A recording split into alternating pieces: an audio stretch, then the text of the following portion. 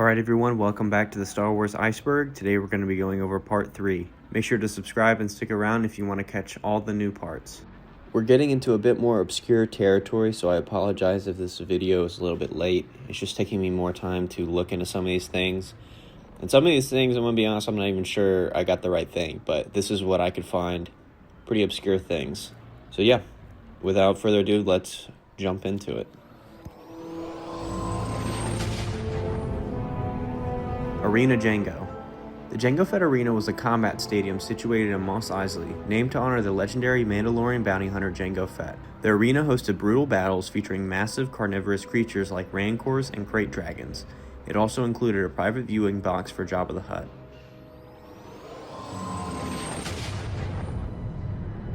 Tekkas and Grafs.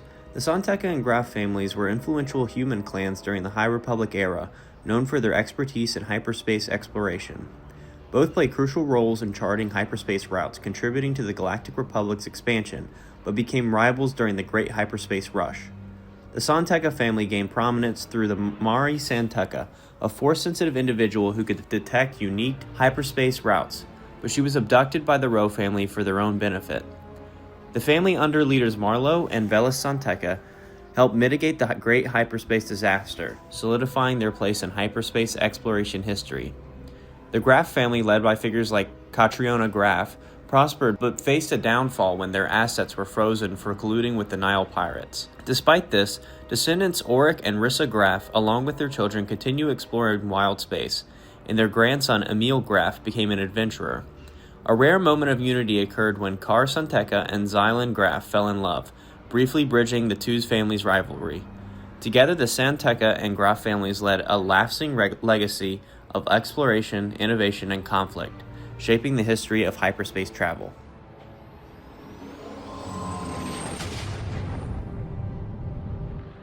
Zero and BT-1.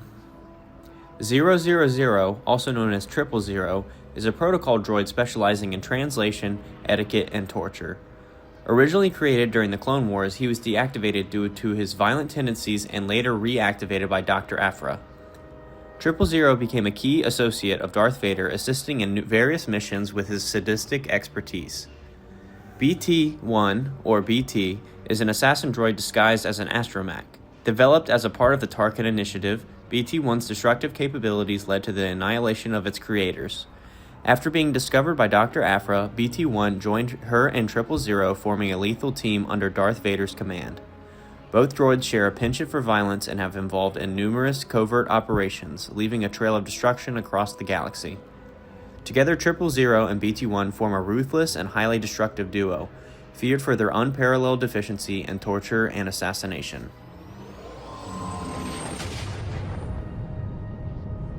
Gallius Rax, also known as Galli, was a human male from Jakku who rose to prominence in the Galactic Empire's final days. Discovered as a stowaway by Emperor Palpatine, he became the Emperor's protege, tasked with overseeing a secret evacuation on Jakku. Adopting the name Gallius Rax, he ascended through the Imperial Navy, eventually commanding the Super Star Destroyer Ravager. Following Palpatine's death, Rax implemented the Contingency, a plan to destroy the Empire to prevent its enemies from claiming it, by orchestrating events leading to the Empire's downfall. Assuming the title of Counselor to the Empire, he effectively led the Imperial remnants, sidelining figures like Grand Admiral Ray Sloane. Rex's machinations culminated in the Battle of Jakku, where he intended to sacrifice the Emperor's forces to fulfill the contingency. However, his plans were thwarted when Sloane killed him during the battle. Despite his death, Rax's actions set the stage for the rise of the First Order in the unknown regions.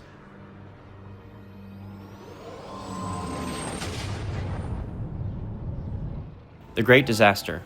Also known as the Great Hyperspace Disaster, it was a catastrophic event during the High Republic era, around 232 BBY, initiated when the Starship Legacy Run disintegrated in hyperspace.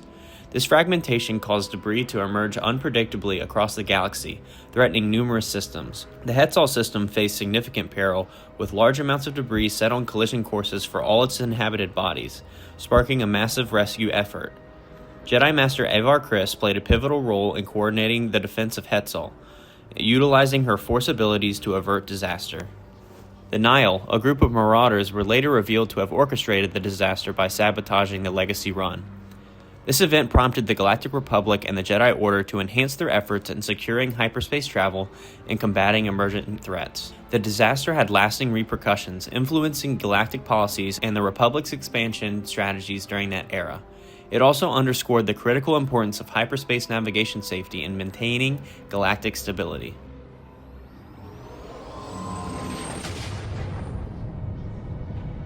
The Republic Fair was a significant event during the High Republic era, organized by Chancellor Lina Sao on the planet Verla.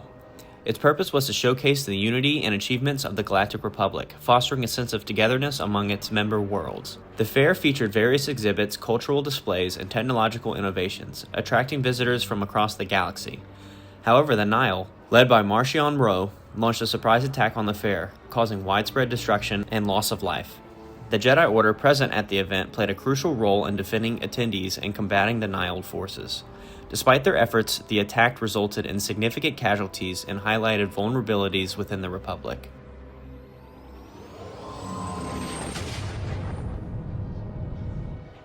Rothgar Deng Conspiracy. The Rothgar Deng Conspiracy refers to the Corellian bounty hunter Rothgar Deng, who attempted to prolong his life and achieve immortality through cybernetic replacements and enhancements. During the time of the war between the First Order and the Resistance, he was considered as one of the greatest bounty hunters of the time. According to rumors, however, Rothgar Deng was the bounty hunter Dengar after many surgeries and enhancements had made him disfigured. Rothgar Deng was last seen on the planet of Kijimi shortly before it was destroyed by the Sith Eternal, so his fate remains unknown.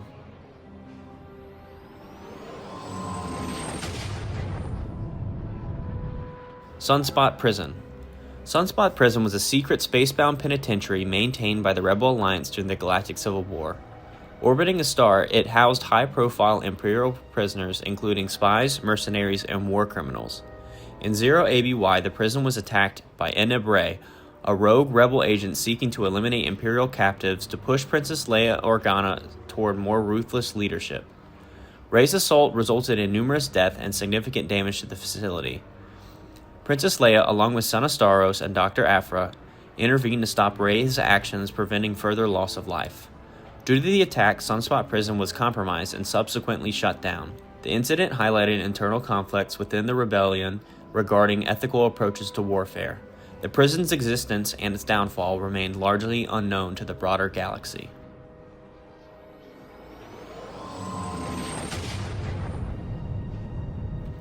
Kanjiklub.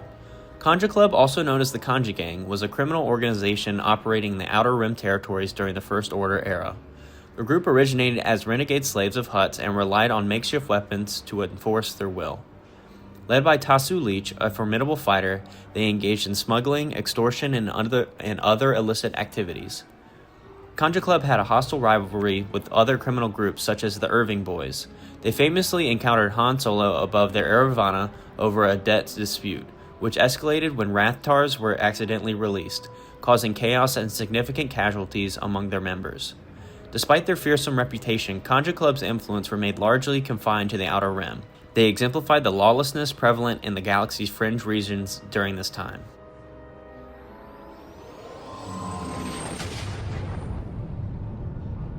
Iron Squadron. Iron Squadron was a small rebel cell operating on Mako-Ta during the Galactic Empire's reign. The group, led by Mark Matten, included Goti Teres, Jonar Jin, and the astromech droid R3-A3. They piloted a YT-2400 light freighter named Sato's Hammer, named after an old planetary defense force to confuse Imperial intelligence. Operating independently, Iron Squadron harassed Imperial forces in the Mako-Ta system, refusing to join larger rebel factions initially. In 2 BBY, their activities drew the attention of Phoenix Squadron, who intervened to assist when the group's hyperdrive was damaged during an Imperial attack. With help from Harrison Dula and the Spectres, they escaped the Imperial blockade and avoided destruction. Afterward, the Iron Squadron joined Phoenix Cell, becoming a part of the larger Rebel Alliance. Their efforts highlighted the diverse and resourceful cells that contributed to the rebellion against the Empire.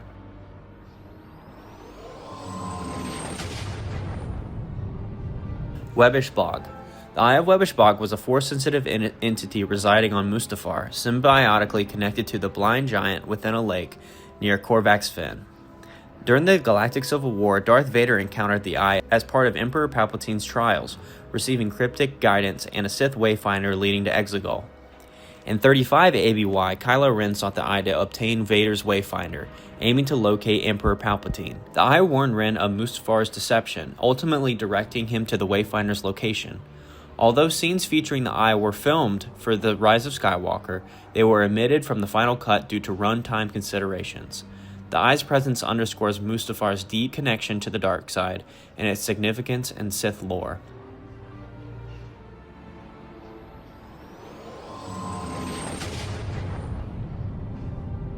The Nihil. The Nihil were anarchistic marauders who emerged as a major threat during the High Republic era, known for their chaos-driven ideology and devastating raids. Operating from a secretive base in no space, they used unique hyperspace routes called paths to travel unpredictably and ambush their targets. The group was organized into 3 Tempests, each led by a Tempest runner, with Marchion Ro serving as their eye and ultimate leader. The Nihil were responsible for the great hyperspace disaster which caused widespread destruction and chaos across the galaxy. Their attacks were ruthless, targeting entire planets and sowing fear among the Galactic Republic and its allies. As their influence grew, the Jedi and the Republic were drawn into a prolonged conflict with the Nihil, known as the Nihil Conflict. Marchion Ro's leadership and manipulation of the group heightened their threat level, especially as he pursued his personal vendetta against the Jedi. The Nihil's legacy symbolized the enduring danger of unchecked chaos and the challenges faced by the Republic during its Golden Age.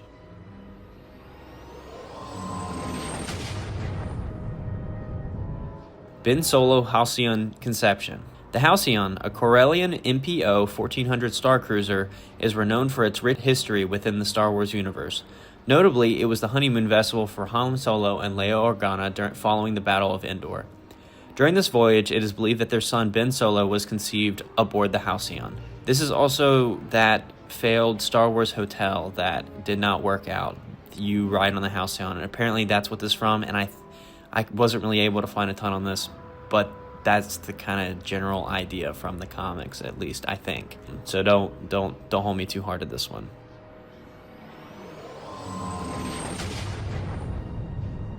The Kijimi Summit. The Kijimi Summit was a pivotal event orchestrated by Zeva Bliss, leader of the Spice Runners of Kijimi, aiming to eliminate rival criminals under the guise of forming alliances. During the summit, Poe Dameron, initially unaware of Bliss's true intentions, was tasked with activating a trap to imprison the attendees. Upon realizing the plan's lethal outcome, Dameron refused to comply and instead aided in freeing the captives, marking his departure from the Spice Runners. Concurrently, rogue New Republic officer Sela Troon attempted to assassinate Zeva Bliss, but was fatally wounded in the confrontation. The summit culminated in a confrontation where Dameron and Zori Bliss, Zeva's daughter, opposed Zeva, leading to a significant turning point in their lives.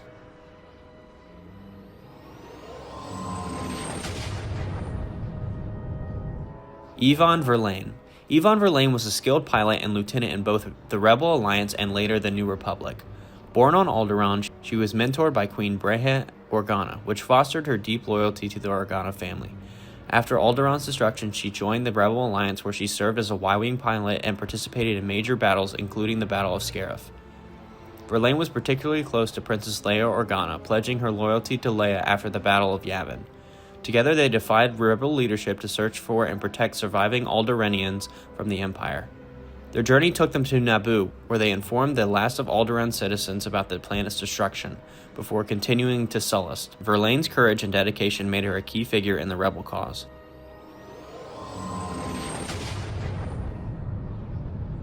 Prosset Dibs.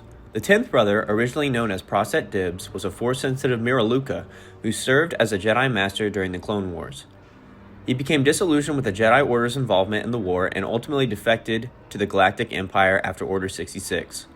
His fall to the dark side was influenced by his belief that the Jedi had failed to act decisively and had abandoned their true purpose.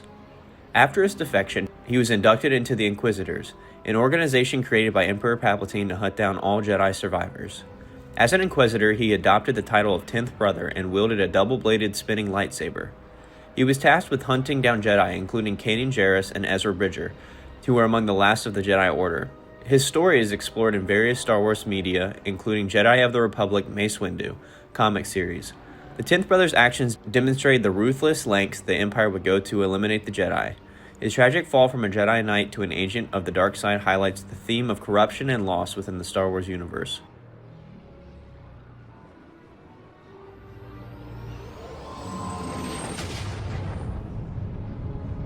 FN-2199. FN-2199, nicknamed Nines, was a human male stormtrooper who served the First Order in the decades following the Galactic Civil War. He trained alongside fellow stormtroopers FN-2000, Zeros, FN-2003, Slip, and FN-2187 under Captain Phasma. During the conflict between the First Order and the Republic-backed Resistance, Nines was deployed to Takodana to assist Kylo Ren in acquiring a map that led to Luke Skywalker. At Takodana, Nines confronted FN-2187, who had deserted the First Order and was now known as Finn. Accusing of Finn of treason, Nines engaged him in combat. Despite initially gaining the upper hand, Nines was fatally shot by Han Solo.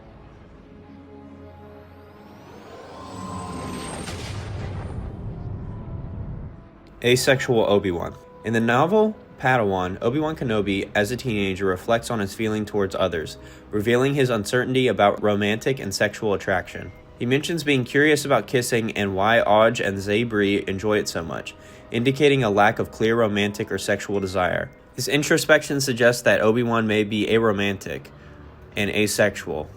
Alternatively, he could be bisexual, experiencing attraction of multiple genders. The text does not provide a definitive label, leaving Obi-Wan's sexuality open to interpretation. However, he is kind of, basically dating Duchess Satine, so I don't know about this one. Quiet room in Maz's castle. So, I couldn't really find anything about this, but the closest thing I could come up with was there's this short children's animated piece of content on their YouTube where there's like a secret little area upstairs away from everything where Maz can take a nap in a rocking chair. But yeah, that's really all I could find for this one. Not really sure if this is it, but I did my best.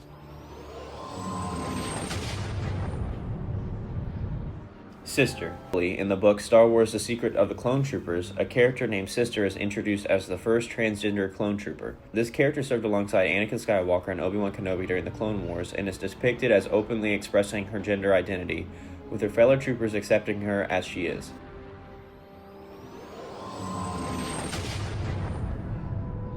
Maul's first visit to Malachor. Darth Maul's first visit to Malachor occurred during his training under Darth Sidious. Sidious brought Maul to the great site of the Great Scourge of Malachor, a pivotal battle where the Sith were nearly annihilated by the Jedi. At this location, Sidious compelled Maul to inhale the ashes of fallen Sith warriors, forcing him to confront the devastating history of his order.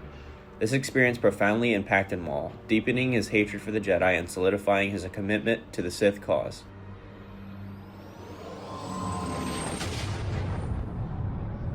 Verla. Verla was a Force-sensitive human female who became an acolyte of the fallen Jedi Padawan Farron Bar during the early reign of the Galactic Empire.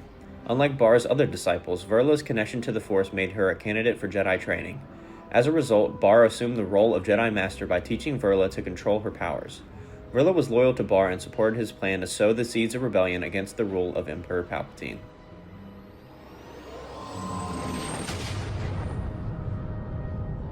Sanctuary Trans Twi'lek.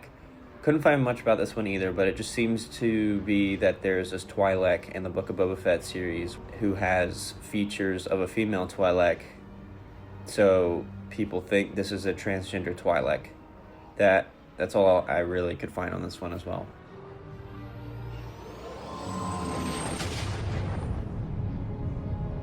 Duel of the Fates.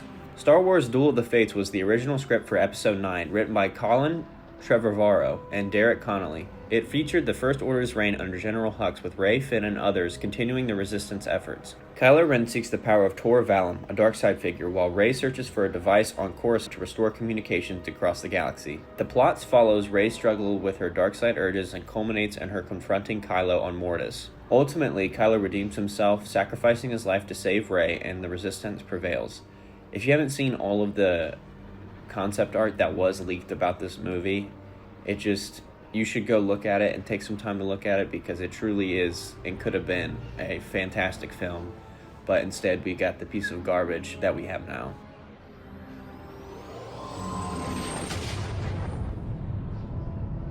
The death of Lee-Char. Lee-Char, the leader of the Mon Calamari during the Clone Wars, was killed during the Imperial subjugation of Mon Cala. After his reign, he was captured by the Empire. Lee-Char died after being captured by the Empire and executed by a group of stormtroopers. His death marked a tragic end to the Mon Calamari leadership and symbolized the fall of the planet's resistance to Imperial control.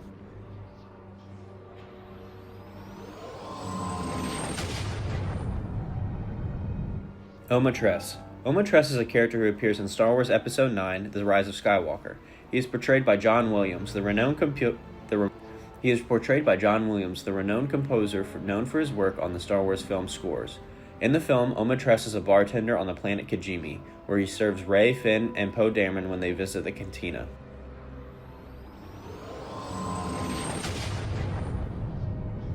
Mako-Ta Space Docks. The Mako-Ta space docks, are also known as Mako-Ta Base, were located in the Outer Rim territories and initially constructed by Bodajeff's shipyards. After being abandoned due to solar flares from the binary stars of Mako and Ta, the Rebel Alliance repurposed the facility as a base of operations. It became an important production center for the Alliance during the early years of the Galactic Civil War.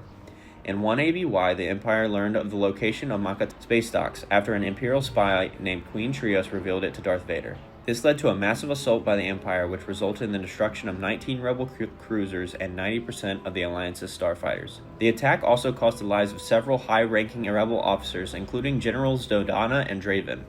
The loss at Mako-Ta was a significant blow to the Rebel Alliance, forcing them to relocate their operations.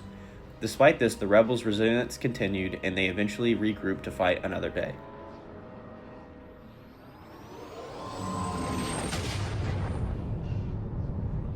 Jedi Wayseekers.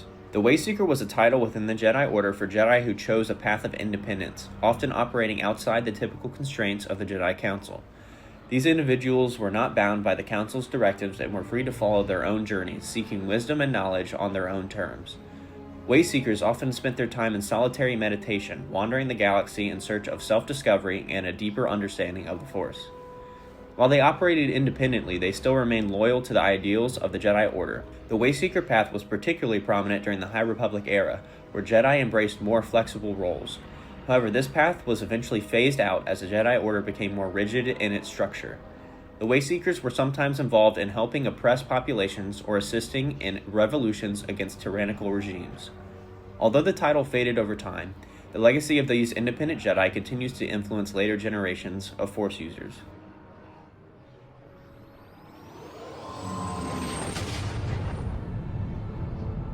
Elphrona Outpost. The Elphrona Outpost was a Jedi facility located on the Outer Rim planet of Elphrona near the Unknown Regions during the High Republic era.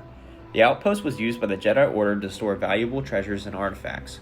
It was an important location for the Jedi in their efforts to maintain knowledge and preserve ancient relics. In 19 ABY, Jedi Master Luke Skywalker and his nephew Ben Solo and explorer Larsan Tekka visited Elphrona as a part of a mission to locate Jedi artifacts hidden in the outpost. They sought to uncover valuable information that could aid their understanding of the Force and the Jedi Order's history. Despite the significance of the outpost, it faced challenges, including the unpredictable nature of its location in the Outer Rim. The mission to Elphrona played a key role in the broader narrative of Luke and Ben Solo's journeys.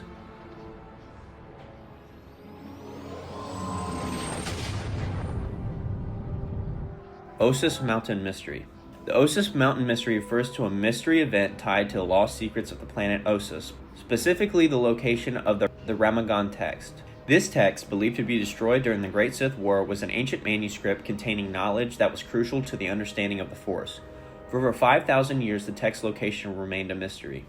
The mystery was eventually unraveled by Jedi Master Luke Skywalker, who, during his travels, discovered that the Ramagon text had actually been hidden in the ruins of Ossus. It was concealed with the subterranean depths of the planet in a location that had been forgotten by time.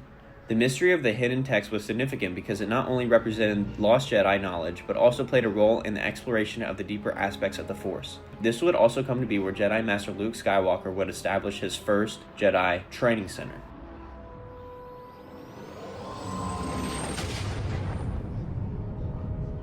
Darth Momin. Darth Momin was a Sith Lord, Darkside scholar, and sculptor active between 1100 and 1000 BBY. His disturbing artworks, created using organic materials, led to his imprisonment. Sith Lady Darth Shah freed him, and he became her apprentice, delving deeper into the dark side of the Force. Momin's obsession with creating the perfect mask to contain his essence led him to construct a fortress on Mustafar, known as Fortress Vader eventually, which was later utilized by Darth Vader. His spirit survived his physical death, inhabiting his mask and influencing events centuries later. Momin's legacy includes his role in the creation of Fortress Vader and his lasting impact on the Sith dark arts. His story is explored in Darth Vader comic series by Charles Soule.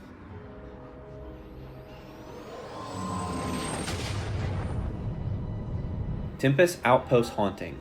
After his defeat above Mustafar, the Grand Inquisitor's spirit was kept alive by Darth Vader, who forced it to serve his own purposes. Vader trapped the Inquisitor's spirit on a Jedi outpost on Tempes, where it haunted the structure, killing anyone who sought knowledge there.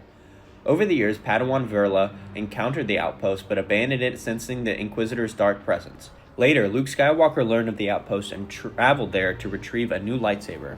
Inside, he confronted the Grand Inquisitor's spirit, who mocked Luke's lack of training. Despite being overpowered at first, Luke found motivation in the ancient relics and defeated the Inquisitor's spirit, severing its hand and vanquishing it.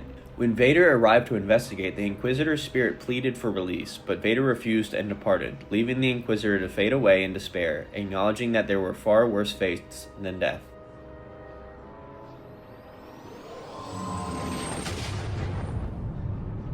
The Decrainiated. The Decrainiated were individuals transformed into subservient servants through cybernetic modifications, primarily by the fugitive surgeon Cornelius Evazan. Evazan's procedures involved removing significant portions of their cranium, effectively stripping them of their identities and autonomy. Initially, he created them as a money-making scheme for his superior, Dryden Voss, the first in command of the criminal syndicate Crimson Dawn. Some Decrainiated served aboard Voss's personal yacht, the First Light. Evazan also exploited casualties from insurgency strikes on Jeddah to create more of them, furthering his unethical practices.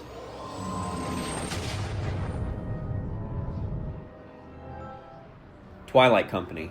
Star Wars Battlefront Twilight Company is a novel by Alexander Freed set during the Galactic Civil War. It follows the 61st Mobile Infantry known as Twilight Company, a group of rebel soldiers engaged in ground combat against the Empire. The story is told from the perspective of Hazram Namir, a soldier who has fought in various conflicts and now serves in the Rebel Alliance. The narrative delves into the harsh realities of war, focusing on the camaraderie and struggles of the soldiers on the front lines.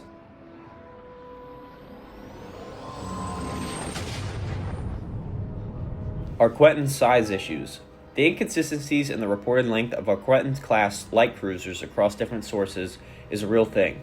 In the Star Wars universe, the Arquettan's class is listed with varying lengths in official materials. In some sources, such as certain technical manuals of the Star Wars Battlefront video game, the ship's length is listed at around 325 meters. However, other sources, including the Star Wars The Clone Wars animated series and some novels, suggest that the ship's length is much smaller, around 150 meters.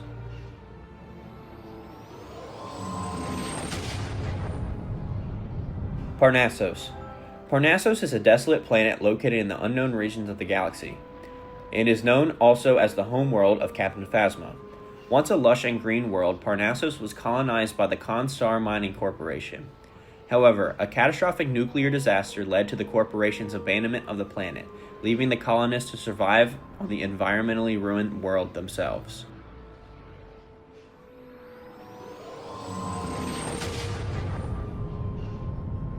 New Republic demilitarization. The Military Disarmament Act was passed by the New Republic in 4 ABY, drastically reducing its military forces by 90% in an effort to promote peace. Despite the disarmament, the rise of the First Order prompted the formation of the Resistance, a group of New Republic defectors and veterans who believed more action was needed. The Act's limitation made it difficult for the Resistance to acquire resources, but sympathetic senators secretly aided them.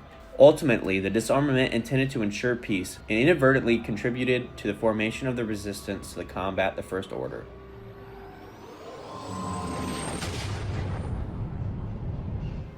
Alright everyone, thank you for sticking through if you've made it this far. That was all of part 3 for the Star Wars Iceberg. Up next we're going to be doing part 4. Looking forward to looking into some of these things, as I have no idea what most of this stuff is. So I'll get back to you on that. But seriously, if you've never looked into Duel of the Fates, as I mentioned earlier, the canceled episode 9, I would highly suggest to go look at the concept art and just look at all we've missed out on. that could take an entire video on its own to go through. But yeah, thanks for watching, and we'll see you in the next one.